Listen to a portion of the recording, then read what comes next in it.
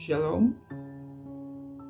Mari kita sama-sama berdoa sebelum membaca bagian pemberitaan firman Tuhan kita di saat ini. Kita berdoa. Ya Tuhan Allah, firman kebenarannya hidup. Kami bersyukur atas seluruh berkat yang Kau berikan dalam hidup dan kehidupan kami. Di saat ini kami akan membaca bagian kebenaran firman-Mu. Datang dan sertai kami dalam pembacaan firman ini, agar dapat kami pahami dan kami lakukan dalam hidup dan kehidupan kami sehari-hari. Berfirman-Lah ya Tuhan, karena selaku anak-anak-Mu kami sudah siap untuk mendengarkannya. Amin. Bung dan usi sekalian, pembacaan firman Tuhan kita di saat ini terambil dari Kisah Para Rasul 28 ayat 30 dan berakhir pada ayat yang ke-31. Bersama-sama kita akan baca dengan judul Paulus memberitakan kerajaan Allah di Roma. Dan Paulus tinggal 2 tahun penuh di rumah yang disewanya sendiri itu. Ia menerima semua orang yang datang kepadanya dengan terus terang dan tanpa rintangan apa-apa. Ia memberitakan kerajaan Allah dan mengajar tentang Tuhan Yesus Kristus. Demikianlah pemberitaan dan pembacaan firman Tuhan kita di saat ini. Bung dan usia sekalian dikasihi dalam Tuhan kita Yesus Kristus. Berbicara tentang tokoh Paulus, tentu kita semua sudah mendengar tentang tokoh Paulus. Bagaimana dari masa lalunya, dari orang yang tidak mengenal Tuhan, dengan kuasa dan kebesaran Tuhan, dia menjadi tokoh yang betul-betul memegang peran penting, menjadi tokoh sentral dalam penyebarluasan dan pemberitaan firman Tuhan. Di pembacaan kita tadi, sama-sama kita lihat pada ayatnya yang ke-30 digambarkan Paulus tinggal di kota Roma. Kota Roma merupakan kota yang sangat besar, dan tentu ini menjadi tantangan tersendiri bagi seorang Paulus dalam memberitakan firman Tuhan. Ada hal menarik dalam ayatnya yang ke-30 tadi yang kita baca bersama-sama, yaitu ketika di situ digambarkan seorang Paulus menerima semua orang yang datang kepadanya lewat pemberitaan firman Tuhan yang dia lakukan. Ini luar biasa dalam hidup dan kehidupan kita kalau kita refleksikan sebagai orang muda.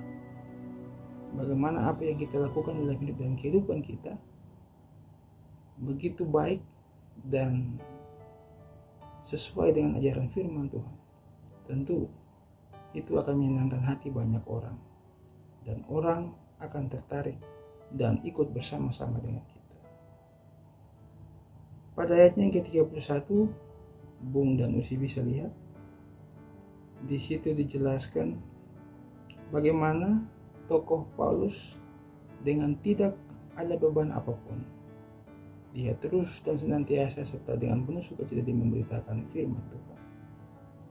Ini menjadi hal yang menarik untuk kita refleksikan sebagai anak-anak muda, lebih khusus generasi muda gereja, bahwa memberitakan firman Tuhan harus dengan penuh keyakinan dan tanpa ada tekanan dari pihak manapun.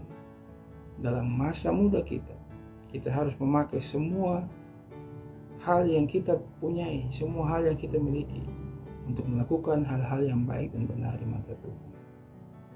Pembacaan kita di hari ini juga mengajarkan kepada kita menjadi refleksi, menjadi tantangan bagi kita sebagai orang-orang muda. Apakah masih ada tokoh-tokoh Paulus di zaman sekarang, di zaman di mana IT begitu memegang peranan penting, di zaman ketika kita disebut sebagai generasi milenial yang segala sesuatunya mudah untuk kita dapatkan. Akan tetapi dalam hidup dan kehidupan kita sebagai orang Kristen, apakah kita mampu menjadi tokoh Paulus dalam hidup dan kehidupan kita, baik bagi keluarga maupun baik sekeliling kita? Tentu ini menjadi hal yang tidak mudah untuk kita jawab. Akan tetapi pernyataan ini menjadi suatu hal yang harus kita jawab di kemudian hari. Apakah saya atau Bung Usi sekalian bisa menjadi Paulus? Tentu itu kita berpulang kepada diri kita sendiri. Apa yang kita lakukan dalam hidup dan kehidupan kita.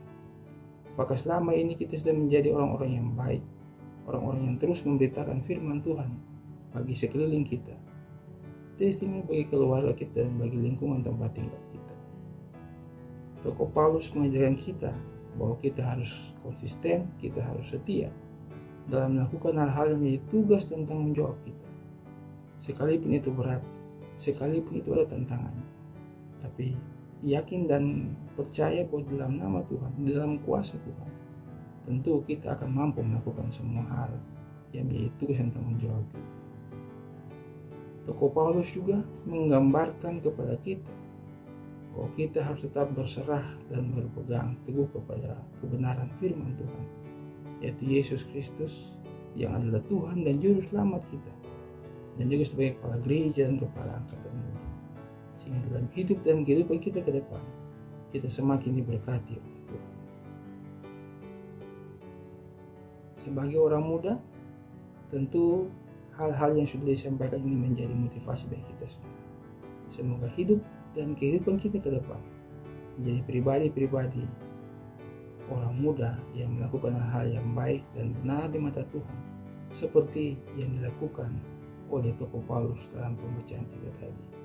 Tuhan Yesus memberkati kita semua selaku orang muda, dan ingatlah selalu untuk melaksanakan moto kita, kamu adalah garam dan terang dunia. Shalom.